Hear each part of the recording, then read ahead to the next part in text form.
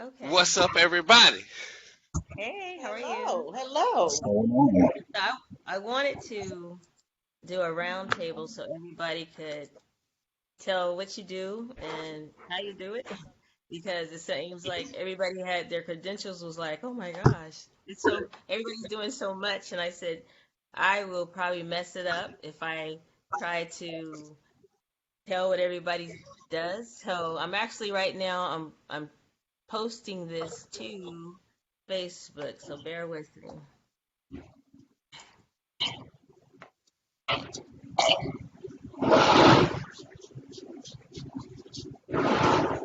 So it's broadcasting. Okay. Can everybody see me? Yes, thumbs up. Mm-hmm. Okay. All right. Okay. All right. So first, I want to thank everybody for making time out of your busy day. I know everybody's busy. Everybody has a lot going on, so I appreciate everybody being here. My name is Georgette Dilworth, and I am a CEO for a nonprofit mental health awareness, resources, homelessness, and I also have a recovery channel on Amazon Fire TV. So I know there's a lot going on right in the world, and I wanted to discuss some things that I or could be solutions, and bring together some top people, all of you, so that we can discuss some important things that I feel are pressing right now. So I want to start with Jasmine, if you can, Mayor Jasmine Gore, tell a little bit about yourself. Okay, thank you for inviting me to participate in this. Can everyone hear me okay? Yes. Yes. Perfect. And I usually say this since I'm at home now. I have two large dogs and they're in their playing, so if you hear them bark periodically, sorry. It's okay. Um, I represent Ward 4 for the city of Hopewell, Virginia, and so I'm participating as the counselor, not the mayor for the city, just to make sure people separate the two. Um, I've served on city council for 8 years, and I graduated from BCU with a degree in political science and a degree in biology and a minor in chemistry. So definitely have a science background. The daughter of two Army veterans, and I currently work for the Virginia Department of Veteran Services, and I'm just here to try to do whatever I can to have a conversation. Huge supporter and advocate of the National League of Cities, which brings together local elected officials from across the country. And so there might be some resources there that people can pick up and use during this time as well. They're doing webinars and other sending out information about what localities are doing to address different needs. Timothy? Thank you. My name is Tim Stewart, aka Talk Man Talk, speaking to inspire. And thank you, Georgette, for welcoming me and inviting me to the call. These are the type of platforms I was born for. I live for this. Um, uh, as I said, I'm a motivational speaker and life coach, and I do have quite a bit going on, but this is priority for me to have these kind of conversations. My background is I'm a veteran of the U.S. Air Force. Um, I attended NYU for marketing, business marketing. I primarily spent the majority of my professional career in corporate America, but I've also graduated from a school of hard knocks. Okay. 16 years clean and sober. Writing, I'm an author. I'm getting ready to release my first book called Free Yourself from Yourself. That's coming in July. Finally got the manuscript done for that. And I've created a vision called T-Bar, which stands for the Black American Revolution, Time to Raise the Bar.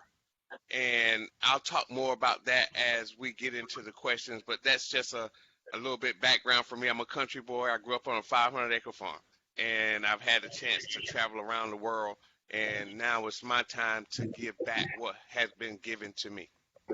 All right. Thank you. All Sean? right.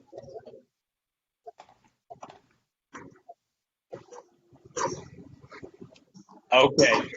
As I'm Sean Harris, I'm the CEO of Thousandfold Capital and six other corporations. Originally from Atlanta, Georgia. I come from a family of entrepreneurs. Like Tim, I have an Air Force background as well in aerospace propulsion and aeronautics. Uh, and my main platform is creating generational wealth. I'm a 28-time author. As I said, I do hail from a long lineage of entrepreneurs here in Atlanta. My great aunt and uncle actually owned one of the first African American owned hotels here in Atlanta, and just kind of continue trickling from generation to generation. I am a global speaker. I speak around the world when it comes to finances and wealth creation. So I'm excited to be here on the platform. Georgette, thank you for having me take part with you guys. Thank you. Troy, and I wanted to, I have one person still trying to get in, so if you see me looking down, I'm trying to help them get in. Troy? It's my turn. Uh, my name is Troy Campbell, and I am very happy to be here. Thank you for the invitation to join this forum. I am a third generation Army veteran, and I originally am from just outside of Los Angeles, California. I currently live in New Mexico, where I am so happy to be away from all the craziness that's going on right now, being in a rural area. Um, my undergrad degree is in criminal justice studies. I have a master's degree in forensic psychology and also a master's degree in social work. I am a behavioral health therapist working at a federally qualified health center, working with the primary care docs there. And I'm also the owner of Time for Change Wellness Solutions. Basically, the focus of that organization is to try to do things differently to address the problems in this community because we've been doing it wrong all this time. So my focus is trying to build capacity and education in the community to try to build a better future for everyone, not just our people. And like I said, I'm happy to be here. Thank you. Leslie? Leslie? Hi, can you hear me? Yes. I'm Leslie McCrae. Georgette is my baby sister, and I work with her with I Rise Up. I'm the vice president of administration and management, so I do most of her ads. I'm also a wife of a 20-year vet from the United States Marine Corps. Hoorah. And there's a lot of stuff going on right now that has me very concerned. And I thank Georgette for inviting me also to the forum and just kind of like to hear what everybody's got on their mind. Okay. And it looks Thank like, you. I think Jasmine may, hold on, we got one person locked out. I'm gonna go ahead and start one of the questions. I have one gentleman, I'm still trying to help him get online. One of the reasons I wanted to hold this is because, like Leslie said, there are a lot of things going on, and people are always talking about what can they do, how can they make change, and it's like if we never ever have these type of conversations, it's kind of hard to get to where we want to get to. So I'm hoping that we can come up with solutions to some of the crisis that is going on right now. So you guys ready for the hard questions? The first one is going to be for Troy and Sean. Do you have any ideas on virtual protesting as opposed to crowds protesting during COVID-19 pandemic? And I guess, Sean, we can start with you. And I'm still trying to help someone get online. Gotcha. Well, protesting can be looked at in various ways. I just had a conversation just a little while ago with a young lady, and she was telling me how she's not mad at the younger generation right now for whatever way they're acting out their frustrations, because in our generation, we've always heard just pray about it. We sing songs and kumbaya. So as it relates to that particular generation, I think that virtual could be an effective source.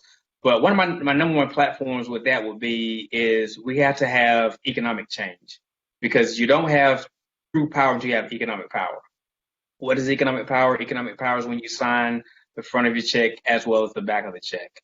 So I think that's going to be the biggest thing. You know, I think everyone shifts into this thing that I think Killer Mike and T.I. is talking about as far as boycotting for July the 7th. Well, that's almost 6 weeks away.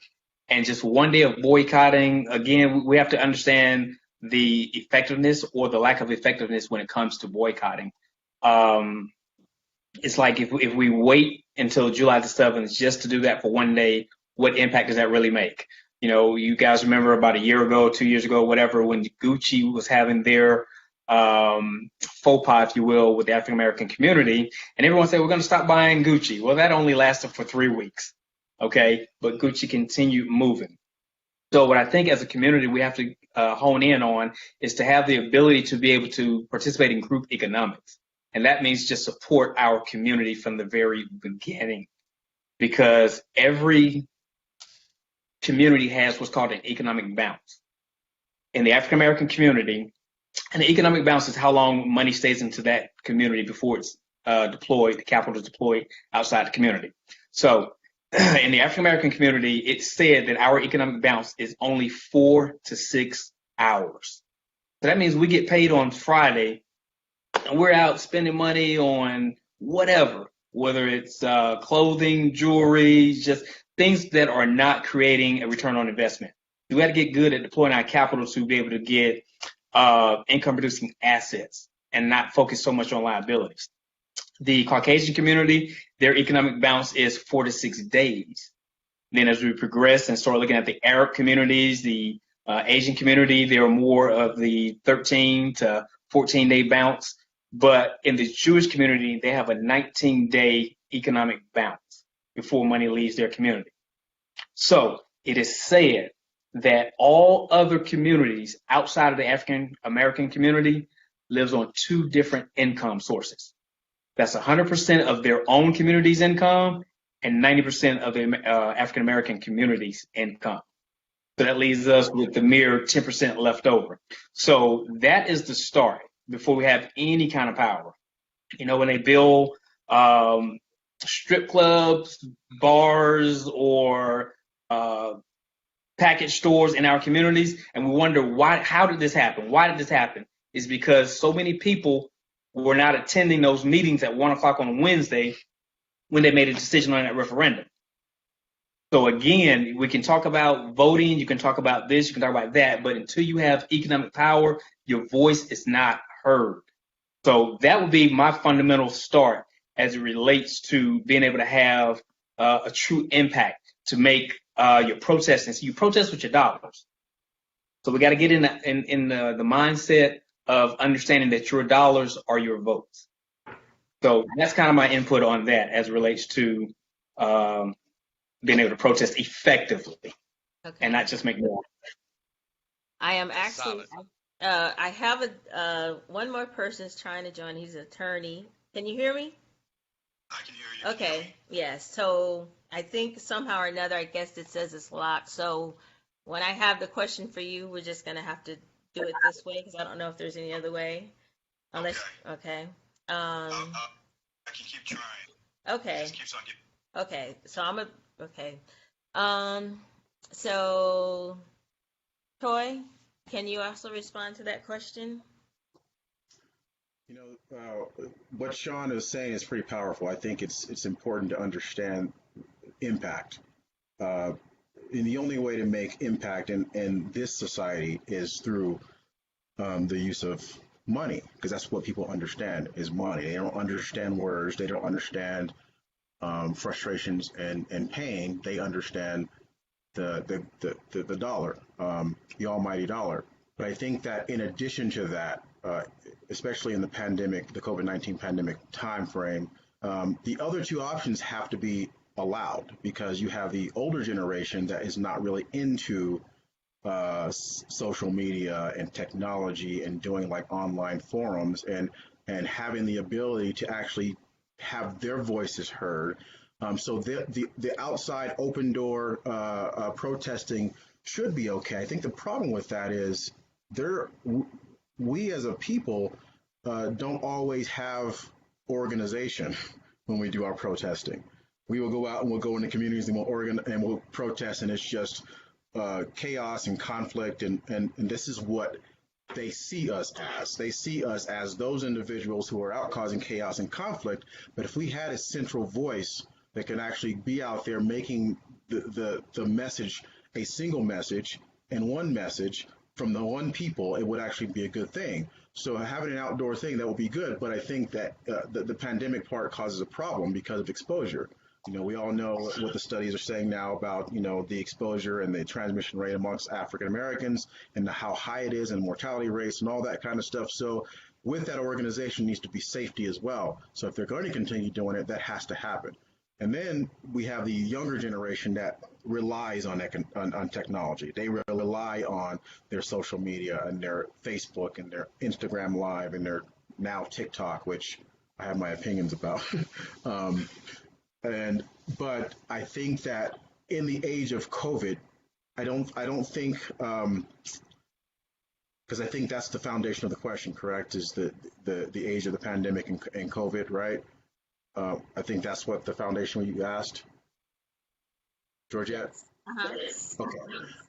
So making it giving everybody an opportunity for safe protest as well as to be loud and as proud as they can out in the community. Those both have to be options.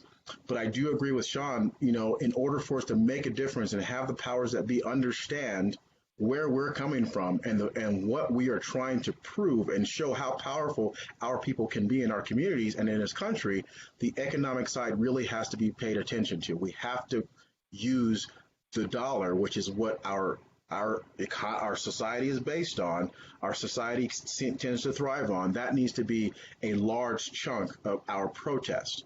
But we can't get our voices heard through just economic protests. We have to get our voices heard through other means too, and that's why the public protests and the protests through technology are important to have. I have a gentleman, he's actually trying to still get in, so I don't know if you guys can see. Branton, can you hear me? Yes. Okay, this is Branton Grissom, and I actually wanted him to speak a little bit about what he does and what he's doing right now. Okay. First of all, can you hear me? Yes. Well? Okay. All right. Good afternoon, everyone. Good afternoon. Criminal defense. Currently, I'm the public defender for the Colorado River Indian Tribes. I'm a licensed attorney in the state of Kansas and well-versed in federal law and several state law. Young man, also really perturbed by what's going on in our world right now. I'm really interested in hearing what all have to say, and I have some thoughts of my own. Thank you for the opportunity. I'm still going to be trying to help him get on. So the second question I wanted to ask, and this is for Sean Harris and Jasmine Gore. What are your thoughts about virtual organizations or boycotts using social media? Can everybody hear me?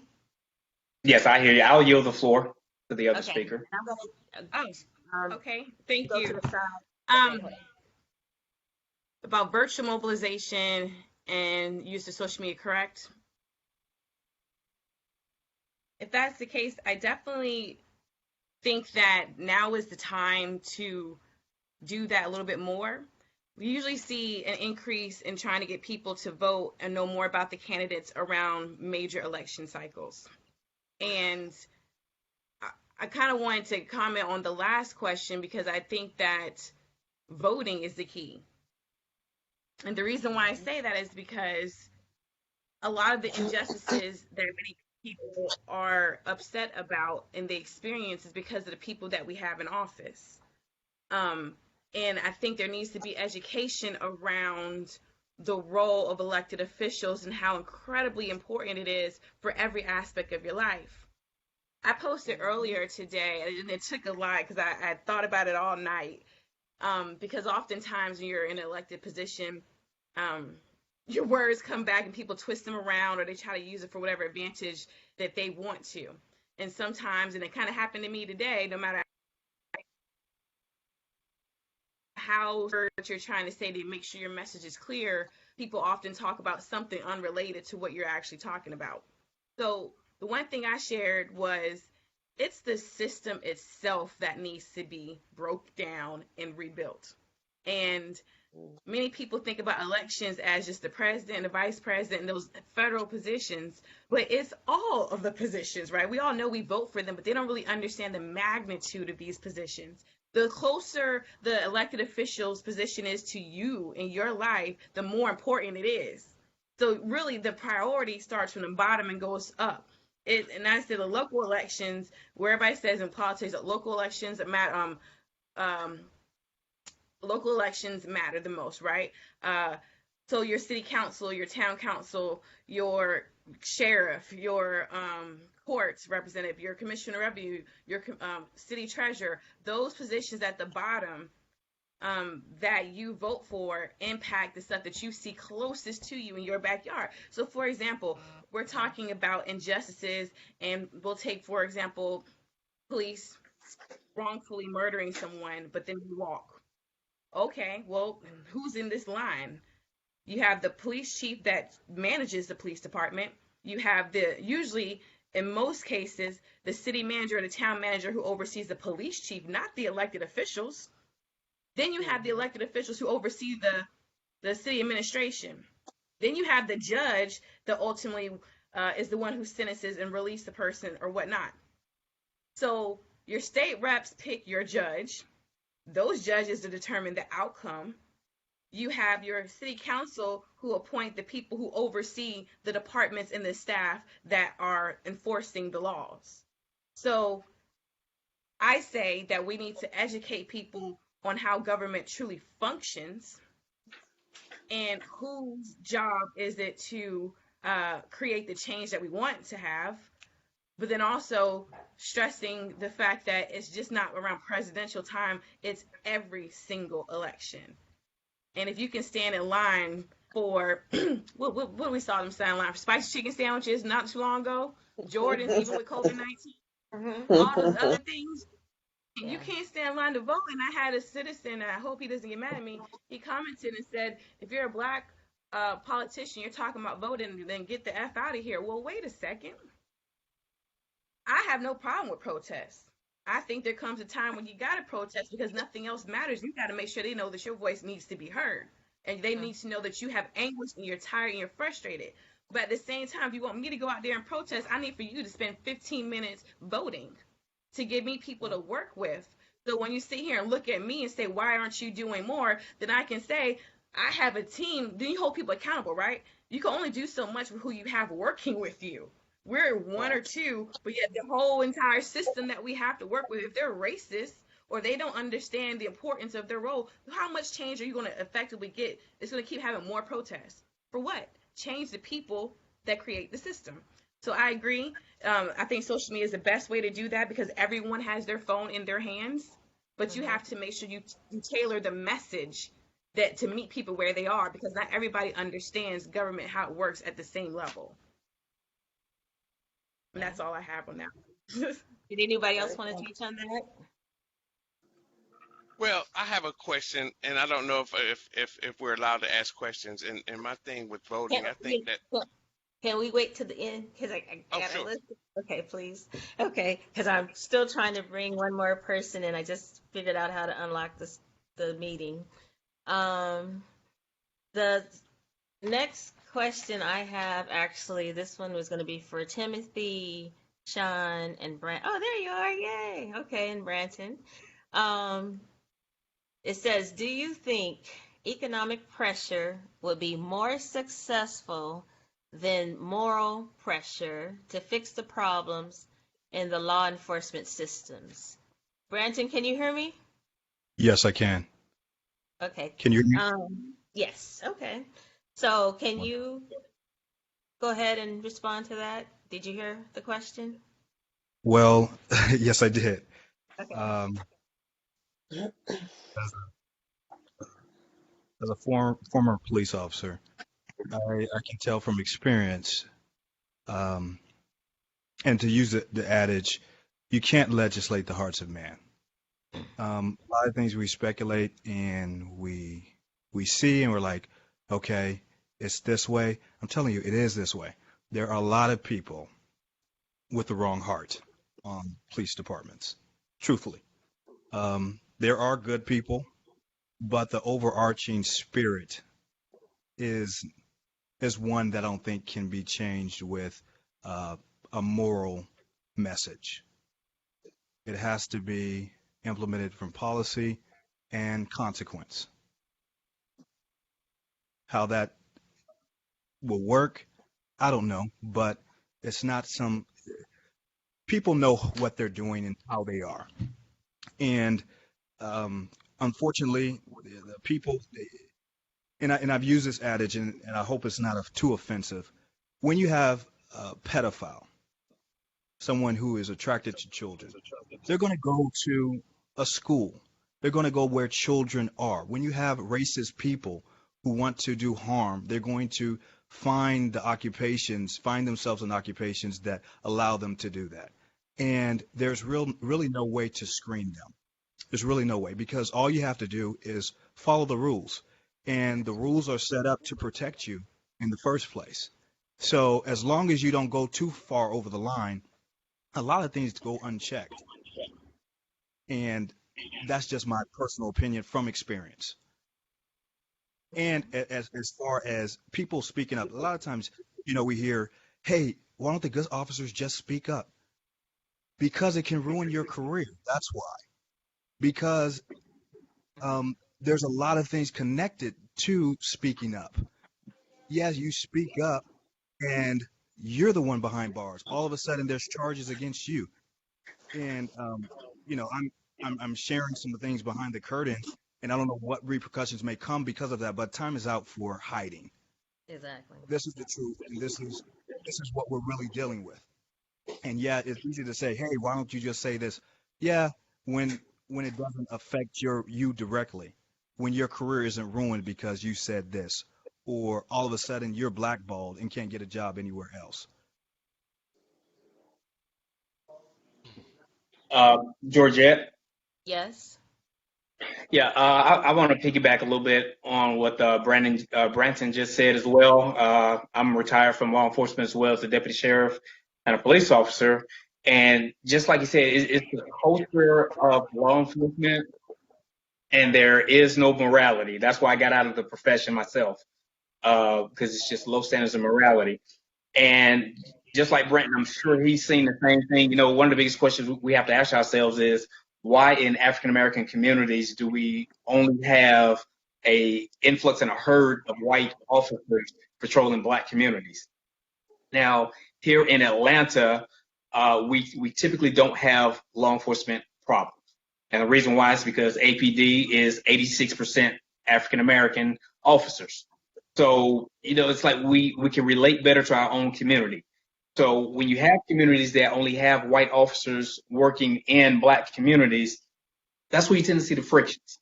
So, some of the things I've always looked at as far as that morality issue, and even a financial economic aspect of it, is that black officers should be in positions to work black communities in conjunction with those white officers, just like black officers should be able to work white communities.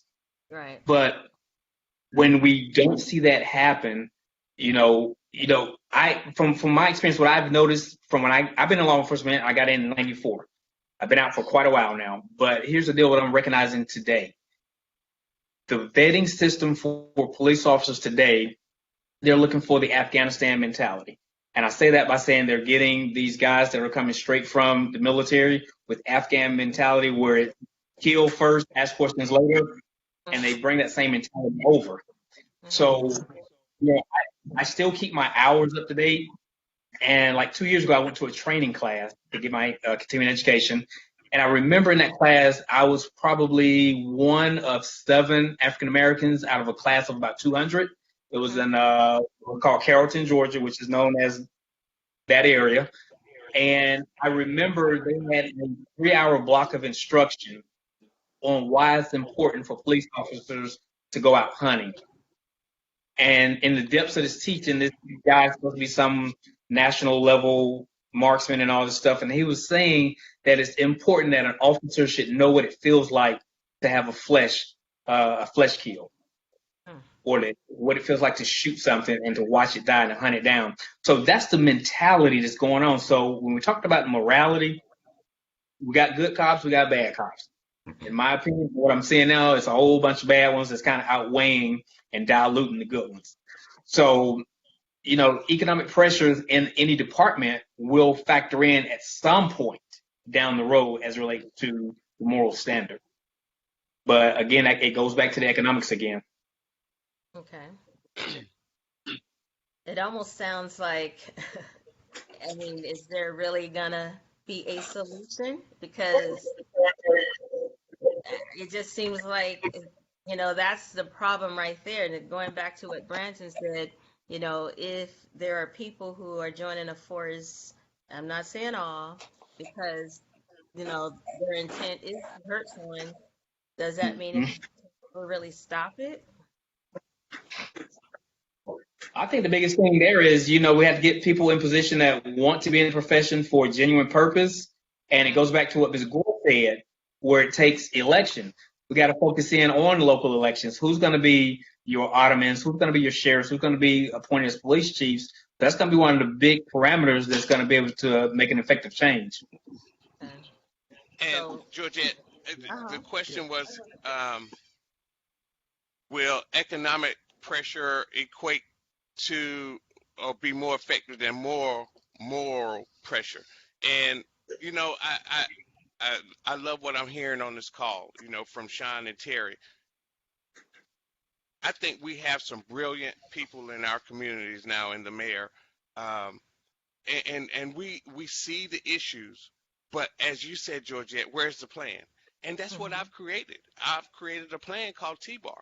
And the mission statement for T-Bar is to set, achieve, and celebrate strategic nationwide initiatives for the unification, economic empowerment, and preservation for the Black American race. Time to raise the bar. So when you talk about, it's going to take a strategic combination of strategies, voting is included, marching is included.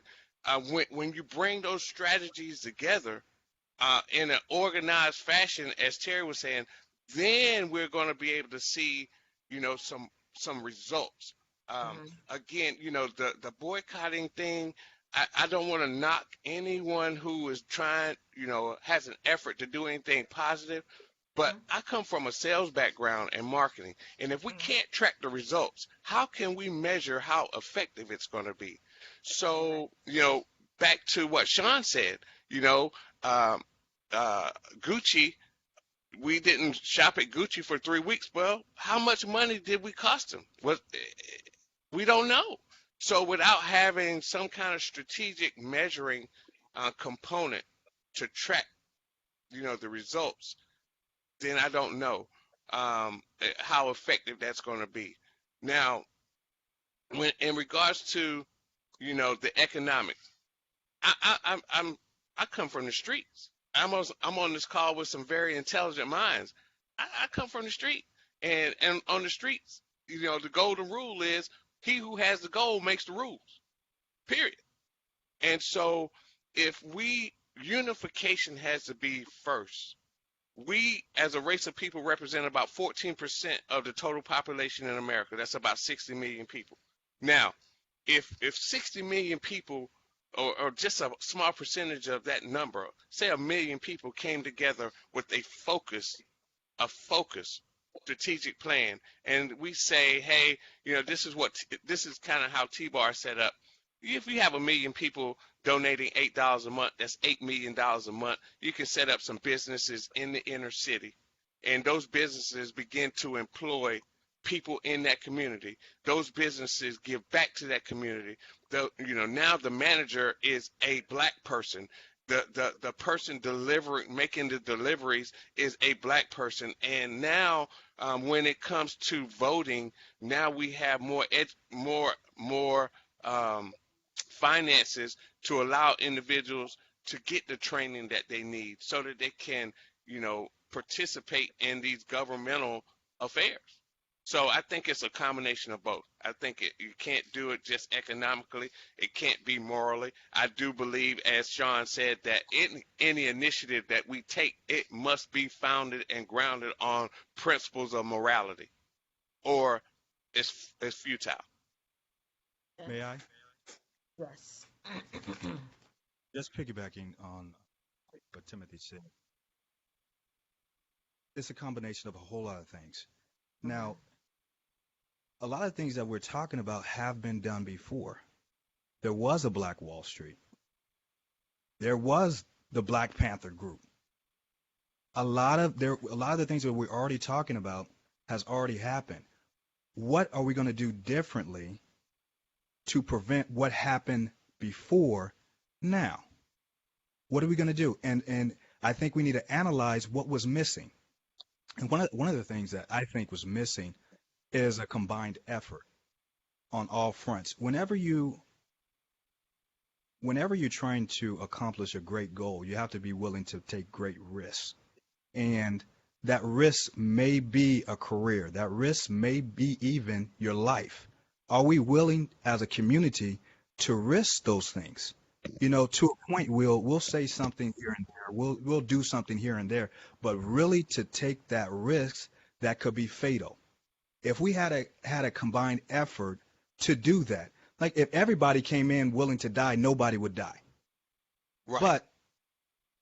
But we're not. If we don't have that mindset, there's always going to be casualties. And how do we get a combined mindset that we're in this for the long run? No matter what happens to me, I'm in it for my brother. I'm in it for my sister. No matter what how it affects me. Just taking that instance, what we watched just recently with the brother being choked to death. Okay, we had a brother there who was watching. He was very verbal. And we know what kind of risk he was in if he had done something physically to stop those officers. We know what kind of risk he was in. But if there was a group of us that was willing to take that risk along with that brother, he doesn't have to do it alone. He doesn't have to be the only one. But in that instance, he was the only one. And I could feel his pain. I could put myself in that situation. I could say, would I have been able to risk my well-being to help? Not just verbally, which I equate to protest. Not just financially, but with my life. And I think that should be a part of the discussion as well. And be honest with ourselves. It's risky because it's been done before. What happened with Black Wall Street? What happened with the Black Panthers? And there's an adaptation. Using Martin Luther King as a foundational principle. Times have changed since then. People have adapted since then. Mindsets have morphed and evolved since then as a result of what happened back then. How have we evolved? Right.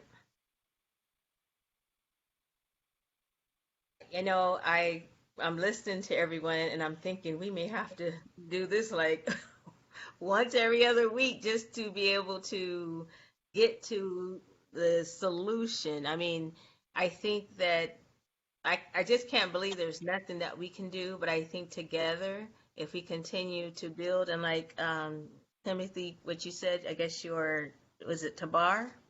T-Bar. T-Bar. Maybe that is something that, everyone might want to look at to see how we can go from where we are now to actually getting back to a Black Wall Street.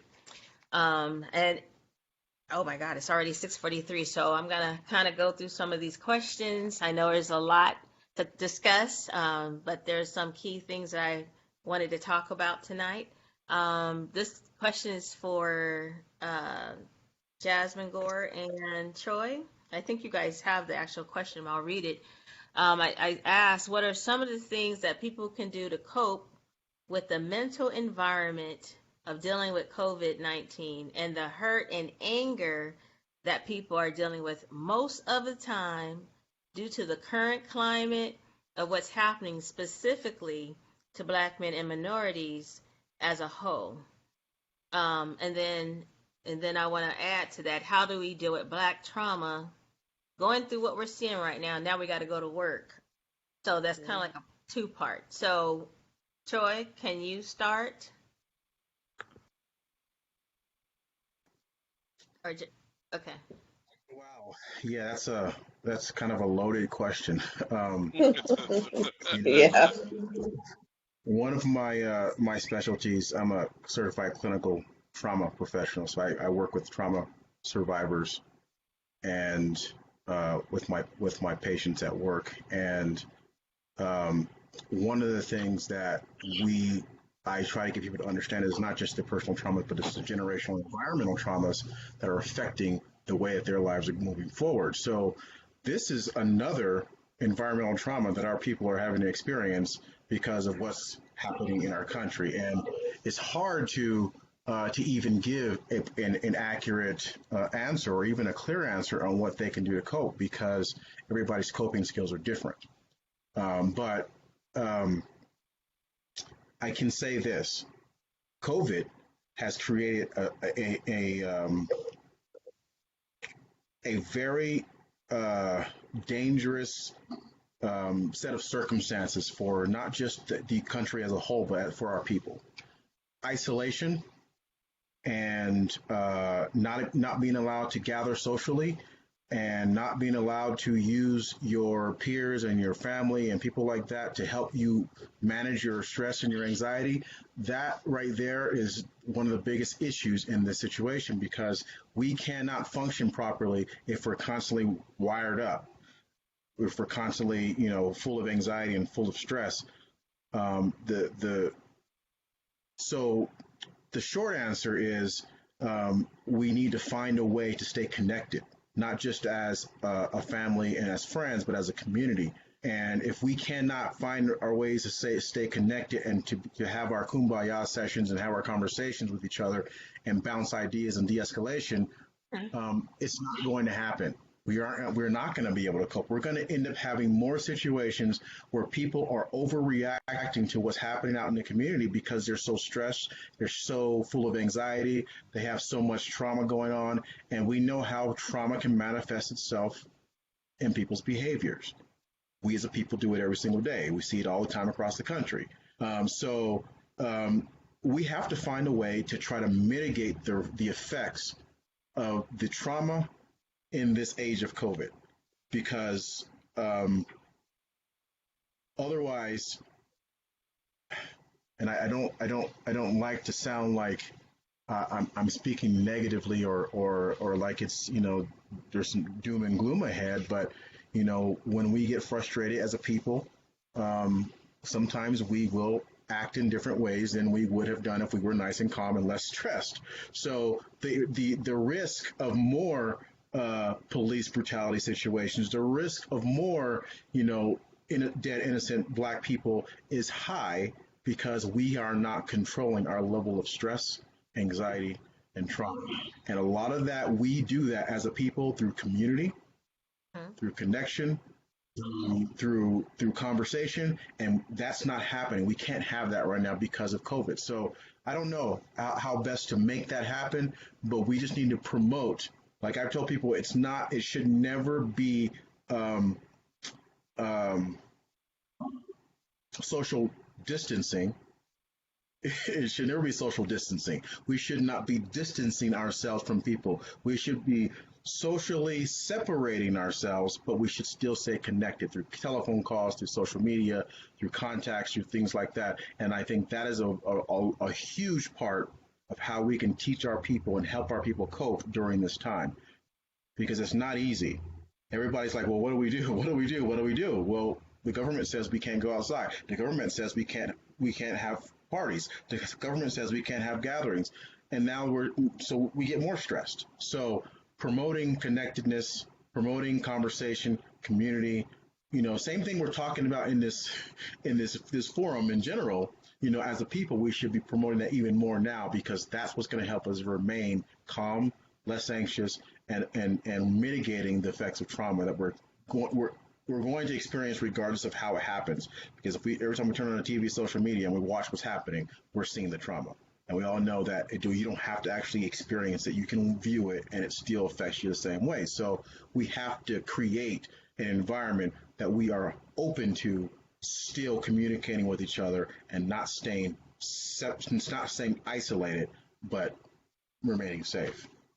And Jasmine. I'll say he said it perfectly. He said it perfectly. I'm sorry, somebody walked past my house or something as the dogs are barking. But I can just share, I have a group of friends that are elected officials from across the country. And about a week ago, and they did it last night, I missed them, and I really need to be on that call. But we did a Zoom with all of us, and we sat down and we just unloaded everything that we were dealing with. And it was so therapeutic just to be with my friends and see their faces. And now we chat and talk on text messages all day long, but it was something about seeing their faces and us laughing together in real time. And that's why I was so disappointed I missed the call yesterday. I was like, I needed that. But I think everything that he shared is accurate. I will say that when I see the protesters right now, my concern is we still have a pandemic that we're facing, and they're in large crowds, not wearing masks, and the minorities are more prone to suffer due to COVID-19. I'm not saying different health things. I'm not a doctor, but I also think about the access to health care, right?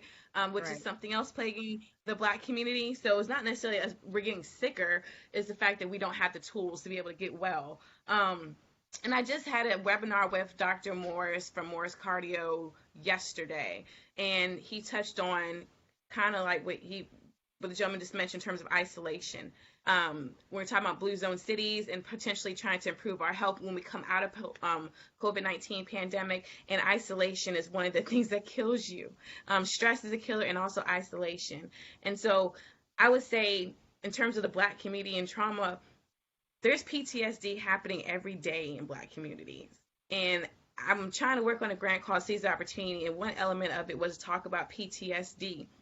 And I have a friend who's the council president in Wilmington, Delaware. She brought in the CDC. They did a whole study about how shootings and crime affected their minority communities. And I was hoping to do something similar, but now we all know the CDC is tied up. But adverse childhood experiences, trauma-informed care, all those things need to be looked at in communities of color or communities that have high crime. Because as you mentioned, it is generational, and children are growing up seeing this, and they're conditioned. And I saw I did not want to watch the video of Mr. Floyd, but I finally broke down and watched it. And I wish I never watched it, because now it's like burned into my memory. And I feel that way every time I see these videos. And I feel like the media makes it worse when they put the videos on TV and we see people being gunned down. Like Ahmaud Arbery, when we saw the blood on his shirt on live television, they're aiding in this trauma. And so there is no solution right now, and I think it's more conversation, but I definitely think to get the ball rolling is looking at policy, but then also making sure you're connected, as he stated, and to ensure that we just do mental health check-ins on one another, because during the time of lockdown, abuse has increased, suicides have increased, and all the conditions that were plaguing people prior to COVID-19 are starting to bubble up and surface. And so it doesn't help. I don't know the different states that they're in, but Virginia, we left our ABC stores open. So alcoholism, drug use, all of those things. And then we talk about mental health. When we talk about Black trauma, we talk about the Black men. Mental health is the issue in the Black community, period. So even with this, everything is just magnified. And so I just think that, as was shared, connecting with one another and making sure we just check in on people is the thing that we can do right now. It's a small gesture and it means a lot. Just to let someone know that you're just checking on them. Sometimes that's all it needs to help the next person get by. So that's all I have on this. Okay, I appreciate that. And we're actually at 6:53, and I know everybody's busy, so I'm gonna try and rush through. I think I have a couple more questions. Let's see. Oh, Brand, Yes. I just wanted to know if you can briefly touch on bond law, and I feel that's really important for individuals to know and how they use it when maybe they're in some type of crisis or some type of or having a problem with law enforcement. So if you can touch on bond law. Okay. Just to a bond as in bail. Well, bond law, I think I had posted about, I guess you can call your state commissioner if there is an issue and you can issue actually, I guess, some type of bond against the public servant. Do you remember? Yes. Okay. I didn't actually prepare for that specific question. I'm sorry. I thought you were talking about bond as in bail No. and how that works.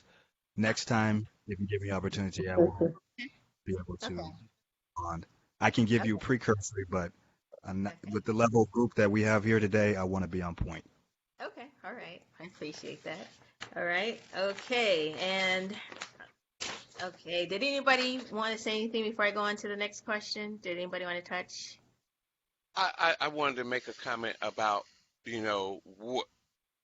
what's really missing. Branton said something key. What's different, from the Black Wall Street, from Dr. King? And it's leadership. It all starts with leadership. We, at this point in our society, there was a time when I was growing up, if something happened, we knew either Jesse Jackson or Al Sharpton was going to show up. They was going to be on the scene. Now, Right.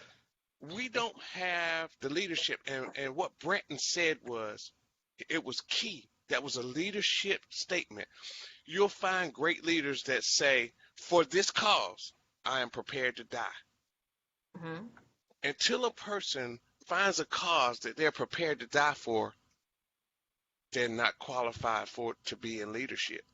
And that's the key component I think that's missing with what we need to do, as well as a well-organized plan. Okay. Can I? May, Do may, you mind if I ask something?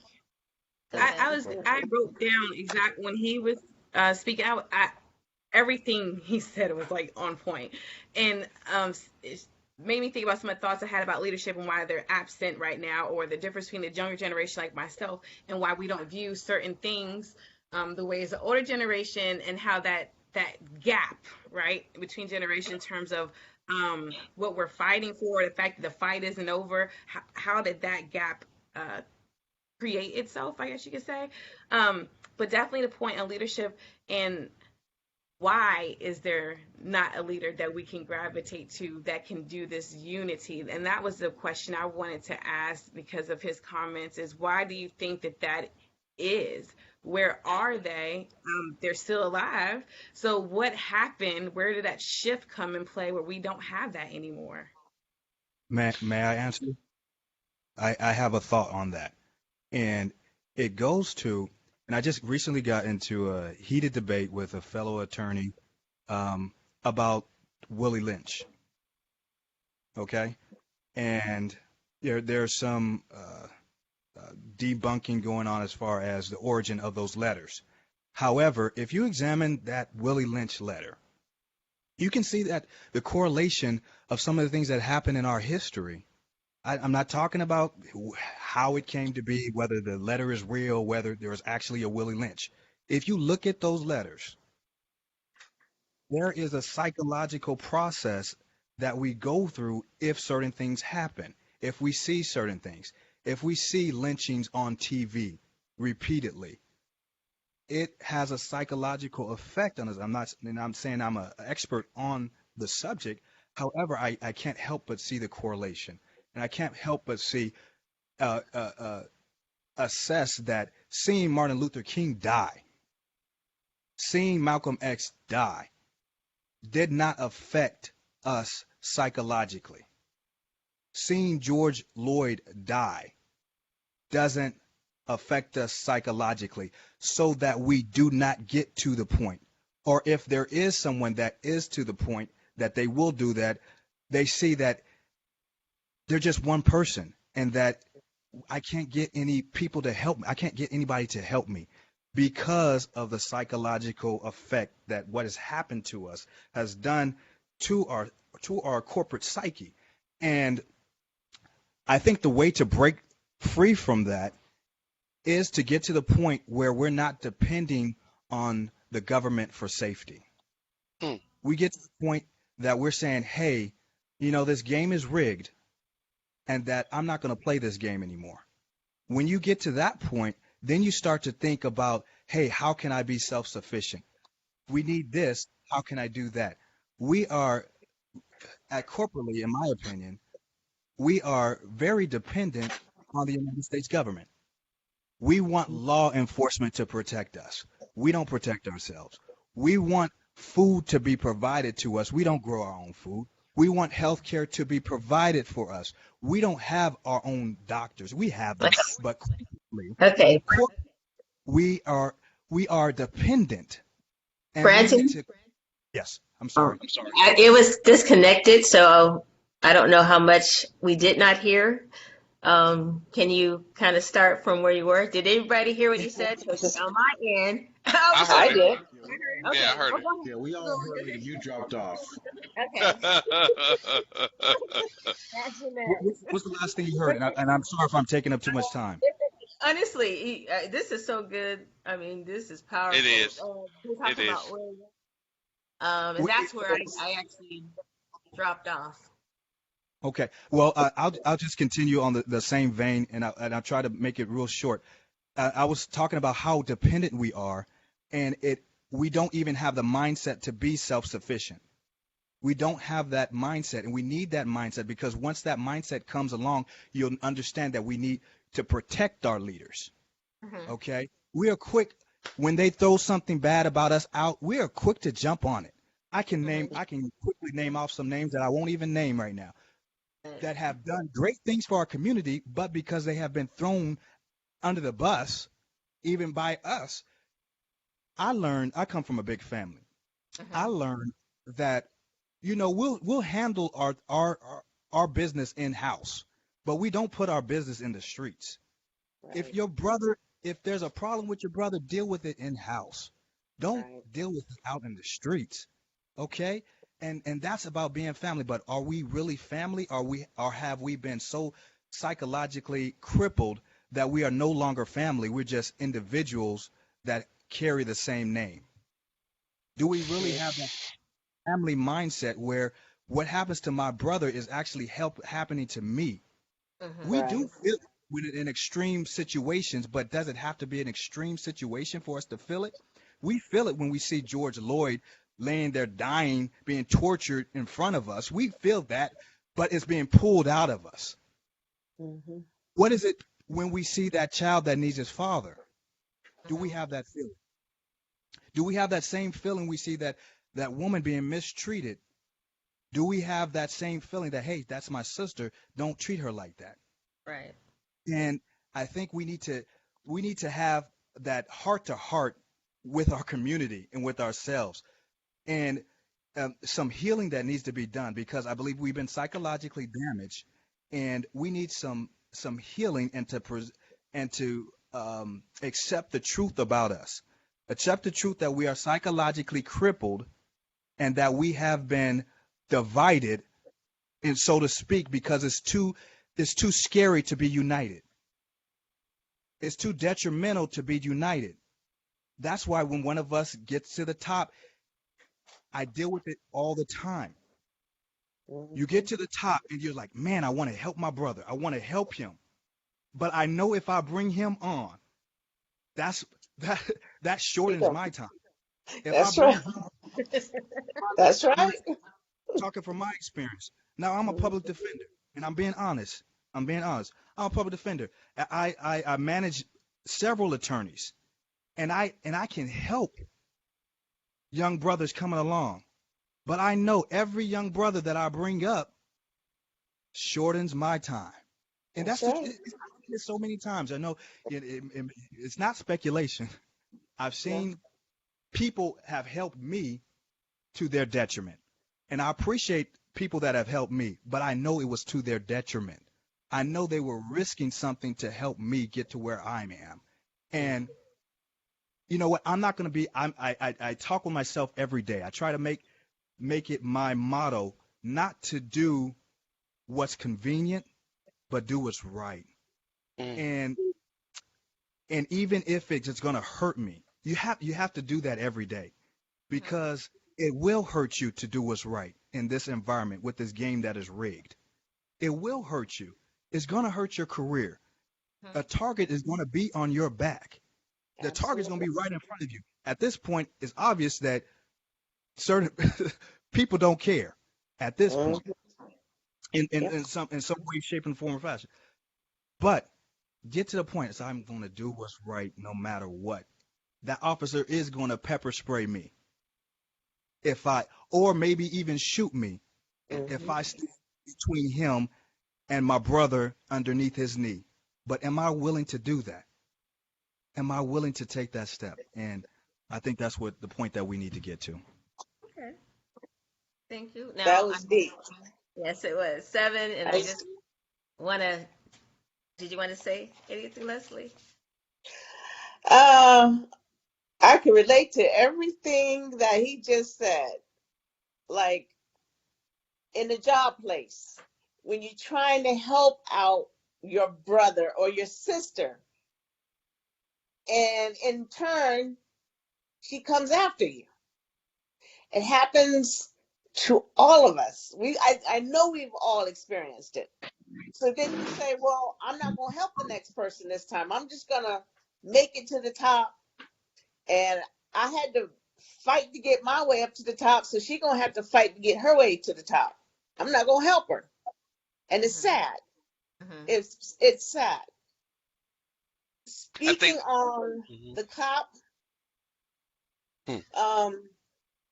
I know we all saw and we all felt it. We all said the same thing. Why did someone help? And it's so sad because, you know, if you try to help, you, like he said, you're either going to get shot or pepper sprayed. So the best tool that anybody had was the camera. Because if he didn't have the camera, it would have been over. It would have been all over. They would not be going to jail. Georgette, if I could interject something real quick that I think will be helpful for a lot of people. Again, I'm here in Georgia, so we have what's called an OCGA, which is our annotated code of laws. Here in Georgia, and I'm almost certain, but I'm not an attorney, but I'm almost certain in most states who have stand your ground laws, stand your ground law, the way I read it, and have read it multiple times, is that as citizens, we still have the right to implement that law, even if it pertains to a police officer. So, Branton, and maybe you can kind of help me out here as I kind of get this point out. If you see a law enforcement official putting a person, a citizen, a third-party citizen, in jeopardy, it's going to cause imminent harm or even death of that person, that by law, you can stop that or interject, even if it means taking that officer's life. If you know they're doing something that is not in the color of the law as it relates to being able to do that. So here's the deal. When we see all these incidents, we see people, we got 20 cameras out there and everybody's scared to do something. So by not knowing laws and knowing that as a citizen you have this right, we all just stand and just say, hey, help him, get off of him, and we're steady filming.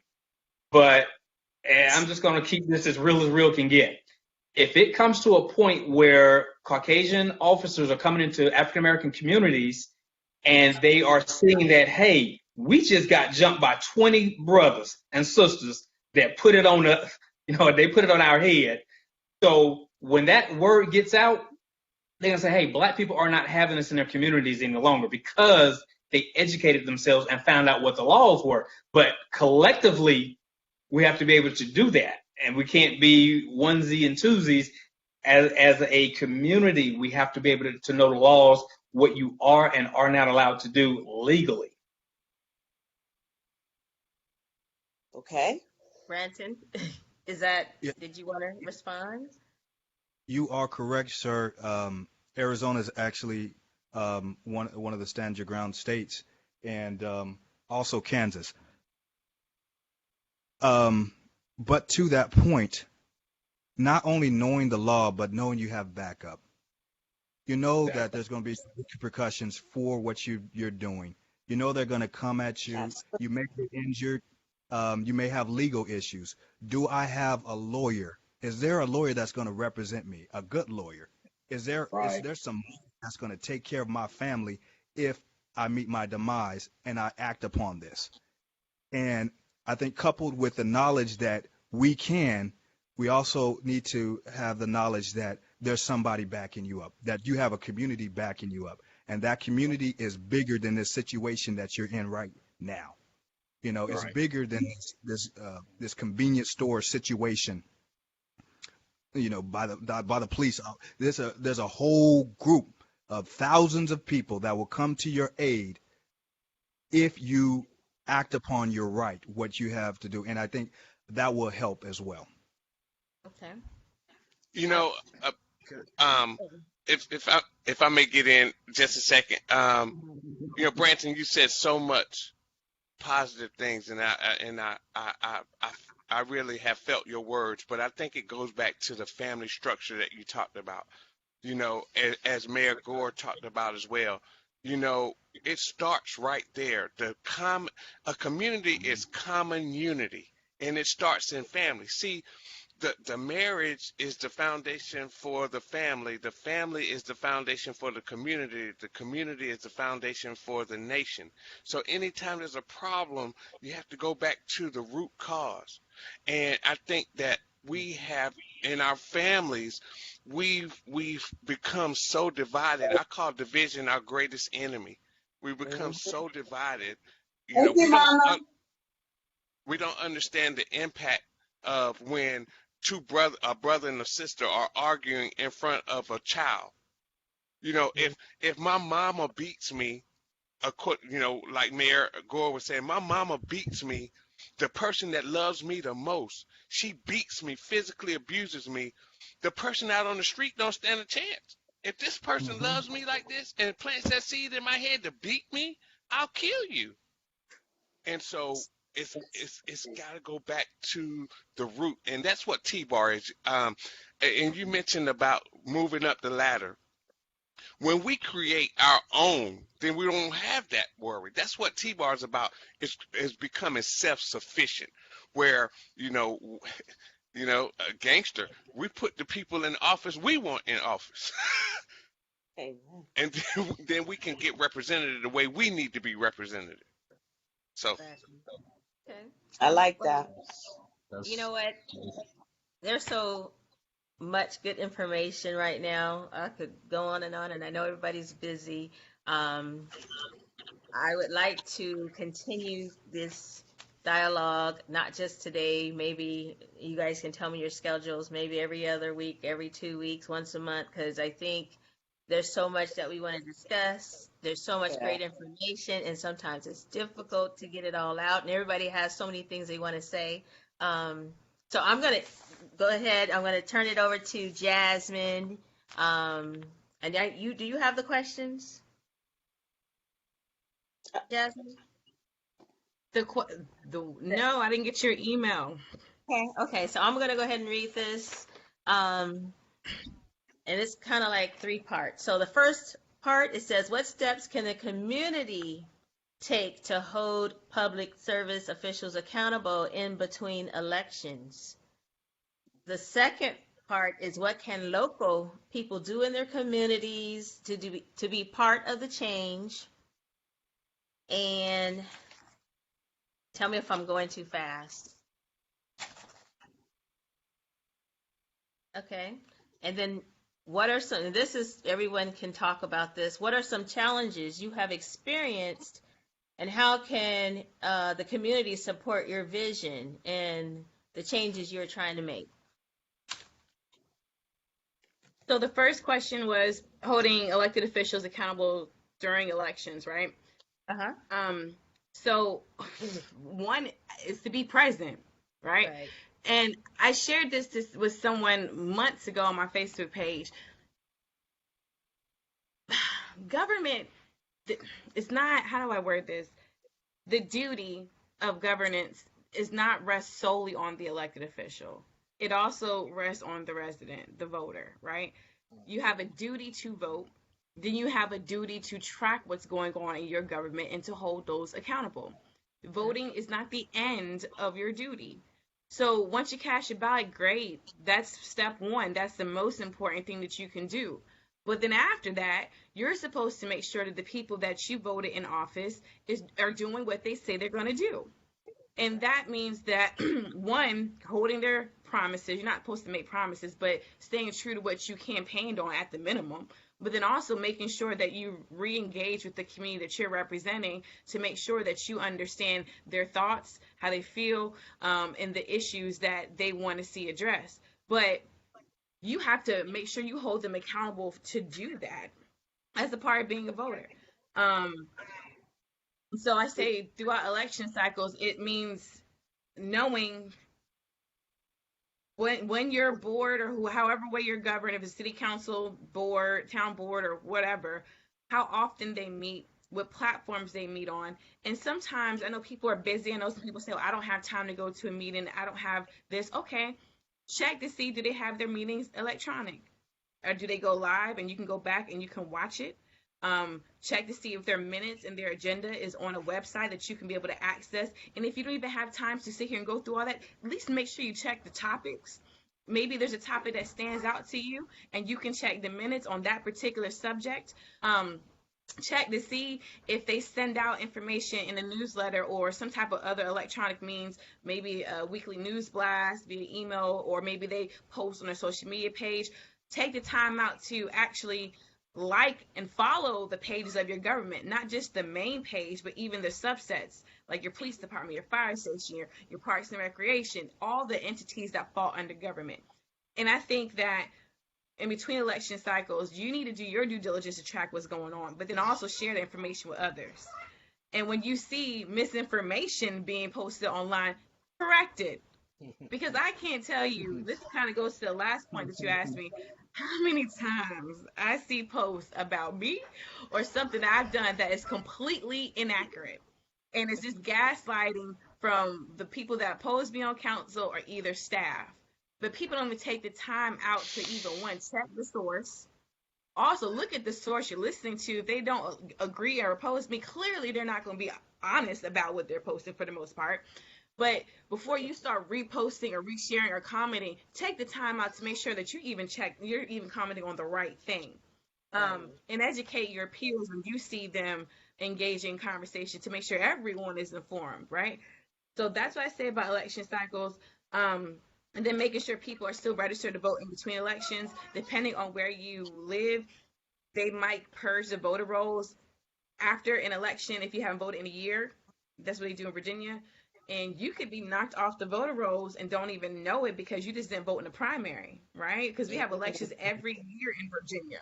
That's the kicker. We have election every single year. So you don't vote in the primary because that's not important to you, but you come around to try to vote for your congressman or the president, you off the voter rolls. So always make sure people check to see if they are still registered, and you can do that on Virginia Department of Elections website by putting in your basic information. It's not too invasive.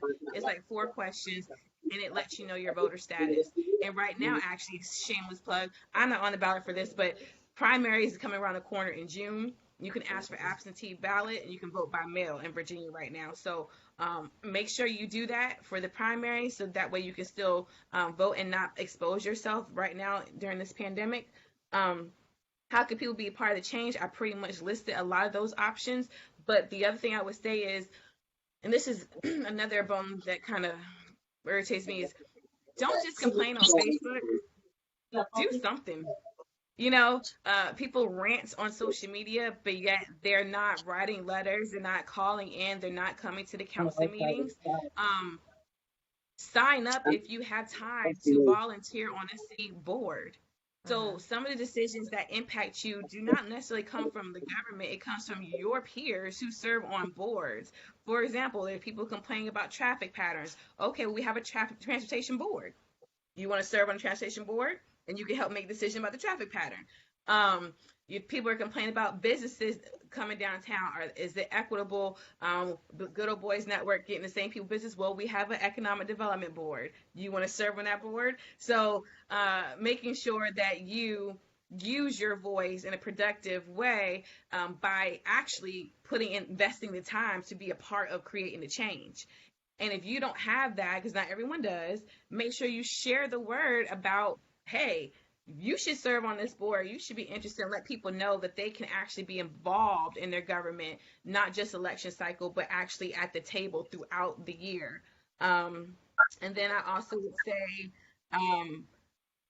making sure you communicate to your council or whoever is in charge of you as board supervisors what the issues are in your community.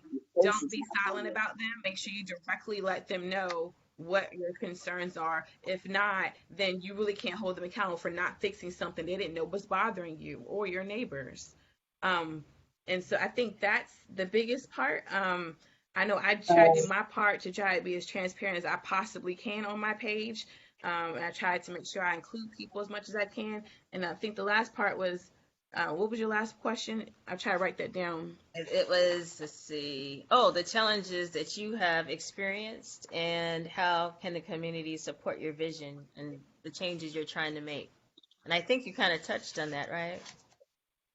Basically, okay. I mean, that's pretty much it. The challenges I have personally, it would be a whole nother webinar to go through those things. But and I'll just say the struggles that we're talking about in the Black community as a whole, think about your Black elected officials. We have it just as bad, right? Because you're not Black enough or you're too Black or what. We got a whole nother struggle with being elected officials that are Black. So I would just say all the points I said about being engaged is the best way to help me, and just reach out to me directly or your elected official if you want to know what's really going on with what they're doing and what they've done, or if you have questions, go to the source. Okay, so we're actually at 7:20. I'm sure everyone is probably ready to go eat or watch TV or whatever. So I want to just do I'm going to give everybody 3 minutes for just one last question. Everybody can respond. And this one was, what can white America, or I should say white people and minorities, do to help eradicate racism in America? So I'm going to give everybody 3 minutes. We're going to start with you, Timothy. Okay. I think racism, we don't really understand it. It is an organized, systematic process. And I think when we focus on the problem, we get away from the solution. So I think, my mindset is, let's focus on the solution. We can have these discussions, but at some point we can't keep saying 1 for the money, 2 for the show, 3 get ready, 3 get ready, 3 get ready. At some point we got to say, you know what, this is what we're going with, this is the plan, and boom, go. And I mean, not just any plan, it has to be strategic. And I think that if we can get the mindset of, our communities and our families on one solution, like T-Bar. T-Bar is, I think, a lot of different strategies we've had have been segregated. Even the voting, you're Democratic or you're a Republican and you vote for this person. T-Bar is not like that. It doesn't matter if you're a CEO or you are a dope dealer. It's kind of like, and I'll be quick with this. It's kind of like, you remember the movie Denzel did with Ice-T called Ricochet. Denzel was an elected official, and Ice-T was, he was a dope dealer. But they came together and brought the bad guy down. Right. And that's what we have to do. We have to, unite. I like using movies. Denzel in Malcolm X, when he went to visit the young brother in the hospital who had gotten beaten, and he came outside and all of his people were standing there and they were at attention. They were sharp. And Denzel said, and the policeman behind him said, that is too much power for one man. And we focus on the power for one man, but look at what that guy saw. He saw everybody moving at the same time as power. Yep. Mm-hmm. That's As where we're trying one. to get to. Okay. Yeah. Okay. John. Well, one of the key things, again, I always stay on the fact of economics. A shameless plug, if I may, real quick. This is my 28th book that I've written, and it's titled "Why It's Critical for Black Families to Make Money," and it's subtitled "The Survival of the Race." And if we don't get to the point where we got to stop saying, "I want to have a seat at the table," and build a table. Don't just build a table, build a whole restaurant. So one of the key things in order to do that is we got to have the financial literacy, the business acumen. We have to be in positions where we are heard because we have economic impact. And again, like I always tell people, economic power is when you sign the front and the back of your check, and that you're not held down to the thumb on the back of the neck of any type of oppression economically. Because when you can't vote economically, no other vote is going to really matter. So I think that's one of the biggest things as far as being able to overcome that big hurdle that I think everyone's looking for. Well, how do we do this? How do we do that? It all comes back to economics. And as Brother Bratton said, we got to understand the dynamics and the negative influence of what the lynch letters have created. Almost every conversation I have as it relates to economics and business, I always bring up the lynch letters. And when you understand that, it'll take you into so many different aspects of why we do what we do as a community, the way we think, the way we view each other. And that has got to change, and that has to be a generational change as well. So again, I think somebody mentioned earlier, we can't go on our grandparents' ideologies and even our current ideologies. The millennials are not seeing that. So if we stay the same, every generation, there's never going to be any growth. So those are the key points I think that will really help us as a community. Okay. Let's see. Leslie? I really don't have anything, Jack. Just listening to everybody, I agree with everybody. We need to figure out a plan, how to work together, be as one. Right now it's looking real bleak out there. It's real scary. It would be nice to be able to, see someone hurt and I can come to their aid, but we're not there. We're not there yet. So hopefully we can get there. Right. Hopefully. Okay. Thank you. Let's see who's next. Tony? Tony or Troy? I put Tony. I've been calling you Tony. That was the first time. You said Okay. Tony this time. Last time you said Troy.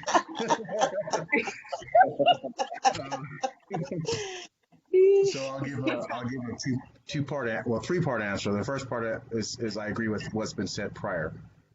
There are a lot of steps that need to be taken, but we need to understand that this can't happen in our, probably not even our generation, to eradicate racism. It's just not going to happen. My second answer is, what can white people do to help eradicate racism? Nothing.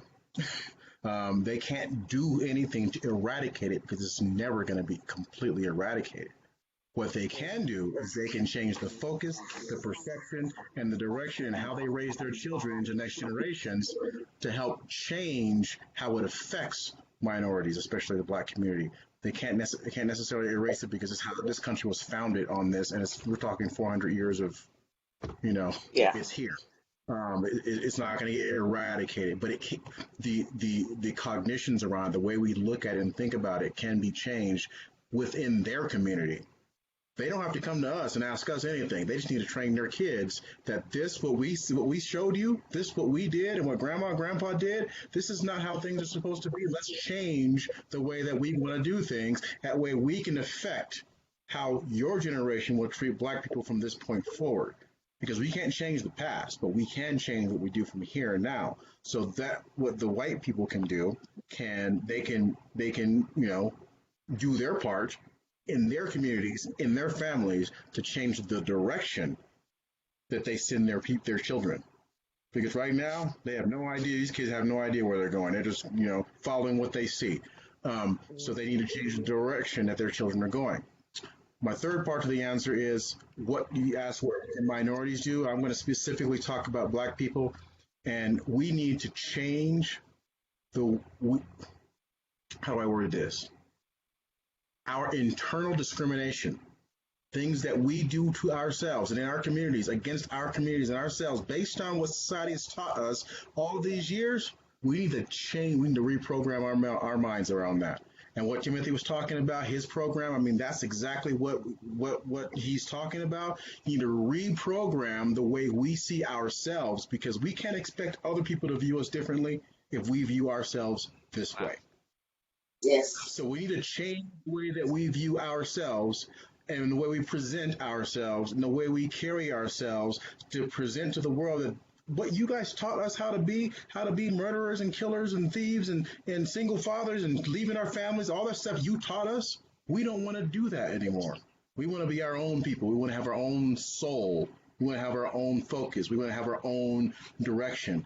And that internal discrimination that exists and has existed for so many years because of what we were taught by the slave masters, all the way through Jim Crow, all the way through Donald Trump, all that stuff, we need to find a way to turn that off and reprogram our brains.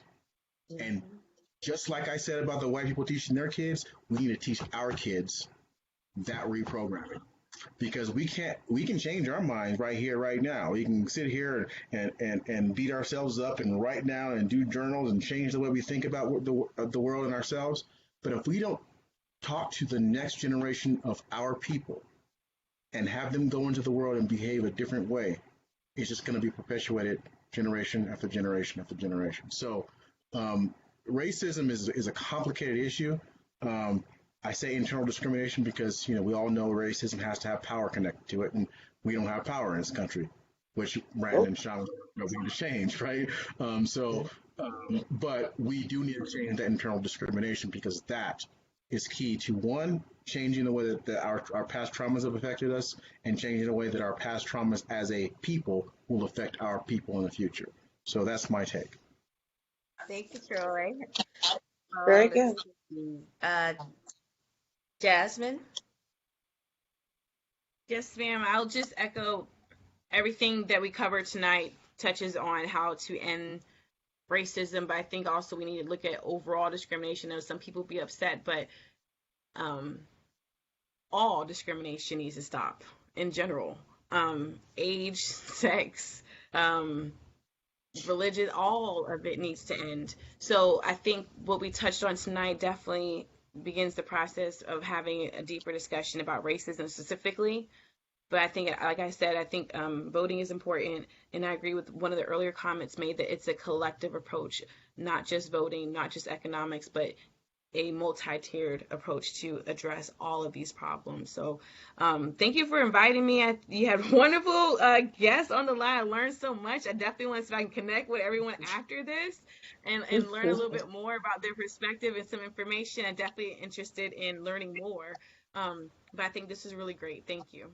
Yeah, I appreciate it. I think, who's left? Branton, your 3 minutes of fame. Okay. Well, first of all, I want to say thank you for inviting me. I really enjoyed this discussion. I know I came in late on technical difficulties, and hopefully I didn't sound too radical, but this has stirred some things up in me, and you just caught me when I'm feeling it. And as to your questions, first question was, what can white people do? I think the best thing for us is for white people to be who they are. And I am a believer in the component that people don't change at the core, they adapt to their environment. And not to say that people can't improve, but it's an adaptation, not necessarily their core changing. When we get to a certain point, when we're talking about adults and not children. And once again, I'm not an expert on the subject. I'm just my personal opinion. And with that being said, for us, a lot of things that we're seeing is a natural reaction. Of course, if you're going to be on top, you're going to do certain things, and you're going to operate in a way to keep yourself on top. That's natural.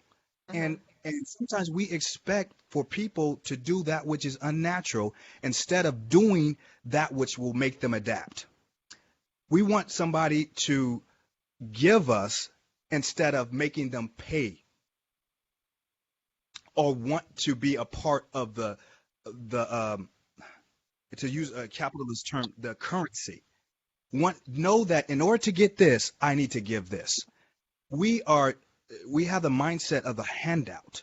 We want them to give it instead of, hey, if I act this way, there's going to be some consequences. Or if I act this way, I'm going to get a positive result. Do they have that? Do white people have that?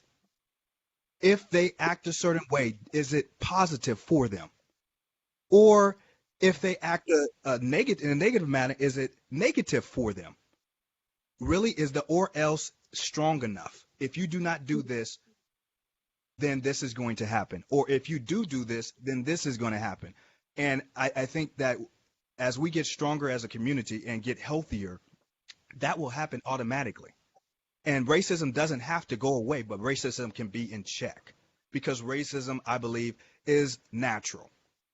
It's a negative natural occurrence, but it is natural and it goes to the heart of man, which that's up to the individual person to deal with. And that can't be changed by any person or any entity. It has to be changed by that person. And that's just what I believe. As far as our community goes, I think that we have been herded into an individualistic mindset. And with that individual mindset, we have been forced to be everything and not free to specialize in anything. Now, I really like what Mayor Gore was talking about. She was talking about paying attention and calling elected officials to the table and on the carpet for what they promised. But for everybody can't do that. It's hard when you have kids to feed your single mother and you just trying to make sure that you have a job to do those kind of things. But if you were a family and you had a community, you know you have somebody to do that for you, somebody that you can trust. Hey, you know what are they talking about? I trust you. I trust what you have to say. I didn't have time to do that, but I know you specialize in that. And I trust you, and you are an advocate for me, and I can go to that. And if we could have that trust for each other, now everybody can't be a lawyer.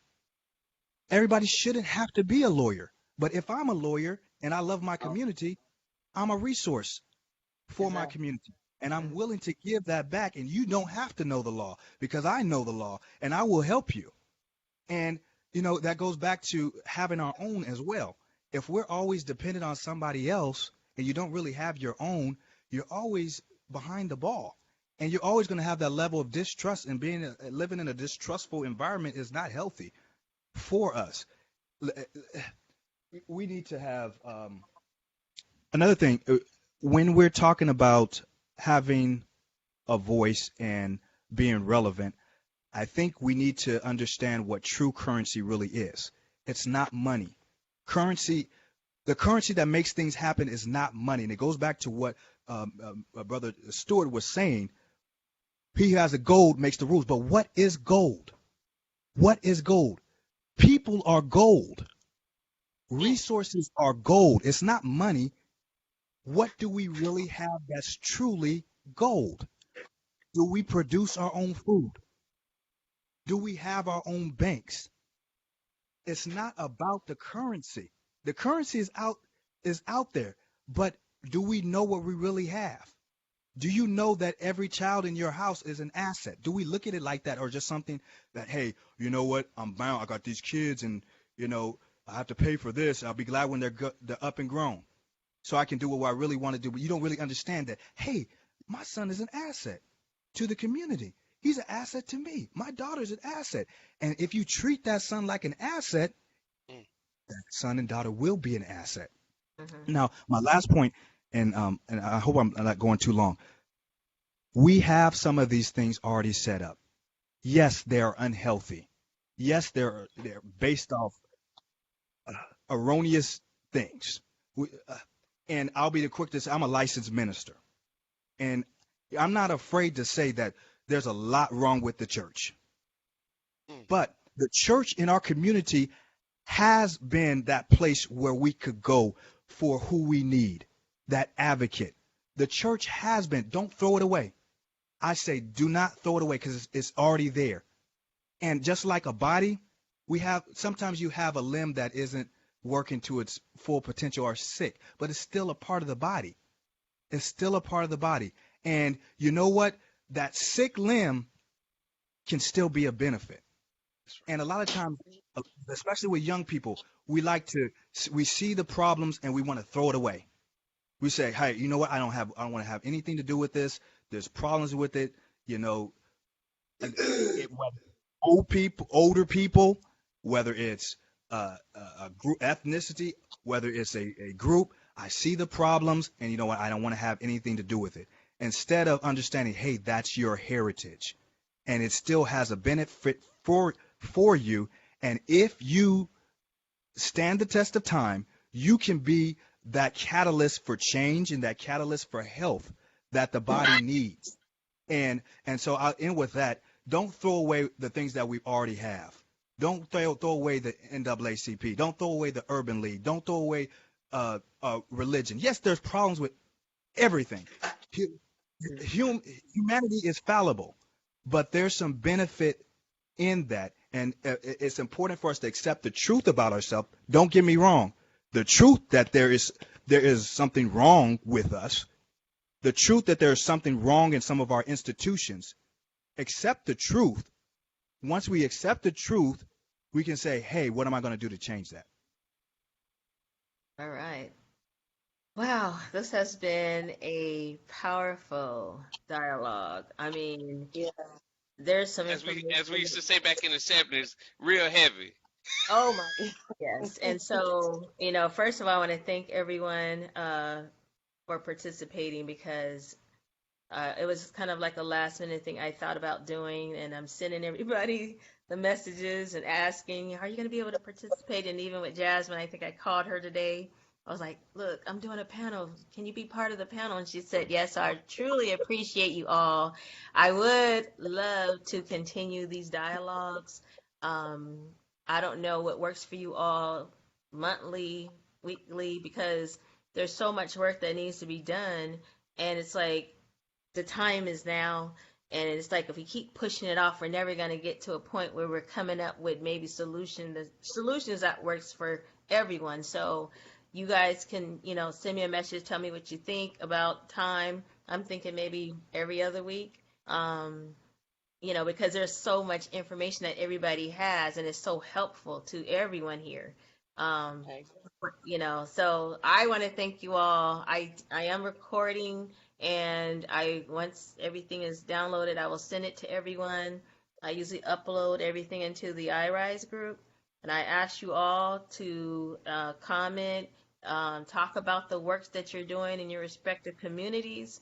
You have books, you guys, we have attorneys, mayor. I mean, we got so much power. It's like, we should, we should have right now our own hospital, our own, there are some Black-owned banks, but it's just, this panel is so powerful right now. It's like, we can rule the world.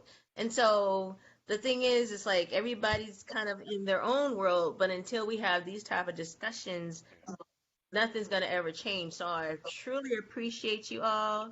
You guys are so awesome. I mean, you guys, I try to pick the smartest people I knew, so it was, of course, you all.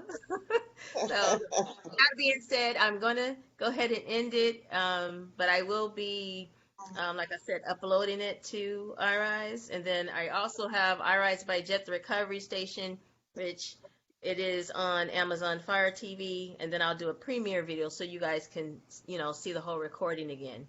So with that being said, I will let you all know if, we're going to do this again and how everybody feels about it. We'll try and keep it under an hour next time, but I know everyone had a lot to say.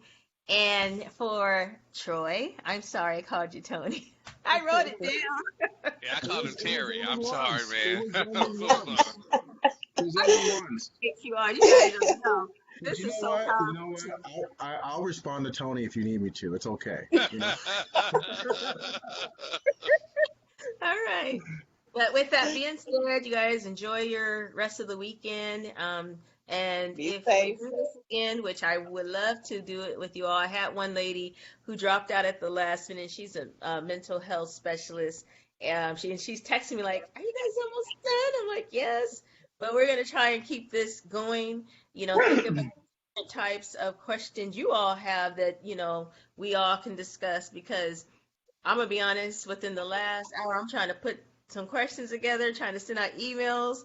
I'm trying to put together, the little bios on everyone, and I actually did that right before we started. So I appreciate you all, and we will be doing this again. And just like I said, keep in touch with me and let me know what days work for you all. And like I said, we'll try our best to keep it under an hour next time. It's a Thank you pleasure. all. Thank you. Thank you. Everybody, Thank Thank you. you. everybody be safe. Thank Be safe. you. Amen. Be safe. Thank you, everyone. All right.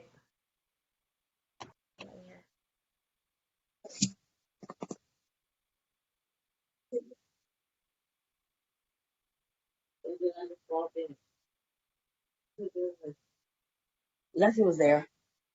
No, no. I mean, did I just walk in? Um, I wanted you to listen to what we were, what she was doing.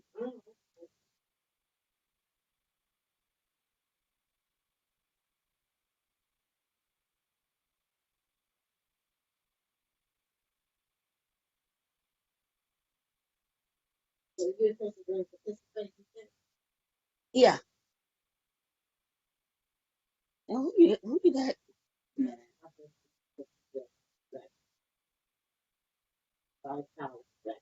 Yeah.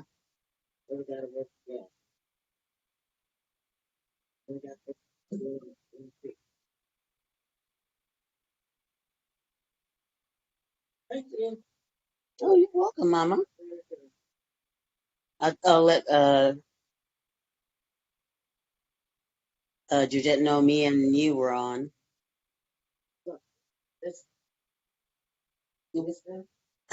Well, apparently, I don't know if they're talking to me. Yeah, they heard us.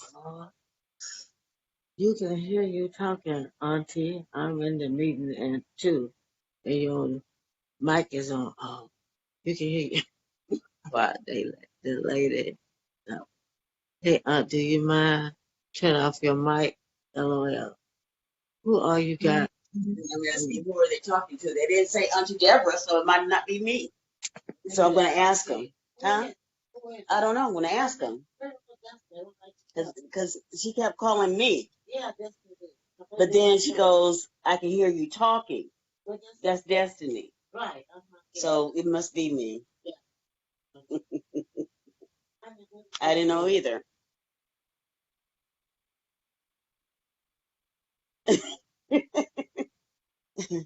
I'm gonna say that was Mama.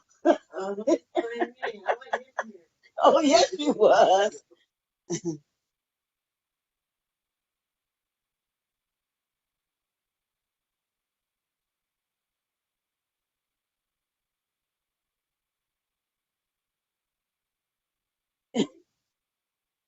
Oh, you can talk now. I'm off of it. Yeah, we weren't talking about anybody. Oh,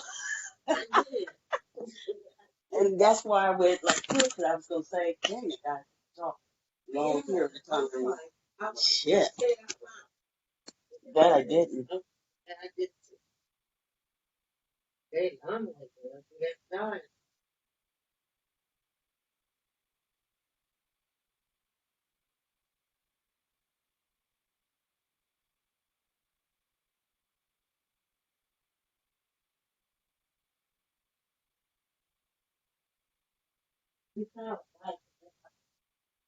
I'm just, but I'm gonna say that was you.